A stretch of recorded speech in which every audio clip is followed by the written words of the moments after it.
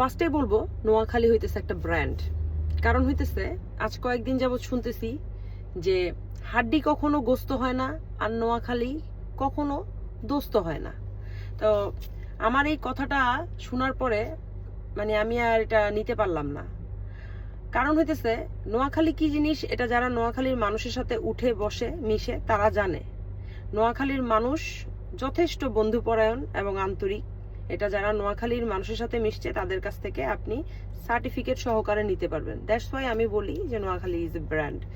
আরেকটা কথা আমি বলি, সেটা হইতেছে নোয়াখালীর মানুষ ভালোর ভালো খারাপের বাবা।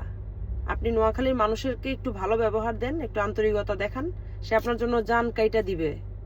আর যদি আপনি তার সাথে 1% খারাপ ব্যবহার করেন বা তাকে খারাপ কি বোঝানোর চেষ্টা করেন, সে আপনার গায়ে এমন এক দাগ দিবে একদম মৃত্যু পর্যন্ত সেটা মনে থাকবে। বুঝতে পারছেন নোয়াখালী কি জিনিস? সো নোয়াখালীর সাথে বি কেয়ারফুল, কখনো লাগতে যাবেন না। আর নোয়াখালীর সাথে ভালোই ভালোই থাকেন, সে আপনাকে বুঝাই দিবে যে ভালো মানুষের মূল্য কি। সো হাড্ডি কখনো গোস্ত হয় না আর নোয়াখালী কখনো দোস্ত হয় না, এই কথাটা যারা বলছে তাদের সাথে আমি একমত না। দোস্ত বানাইতে জানতে হয়, ঠিক আছে?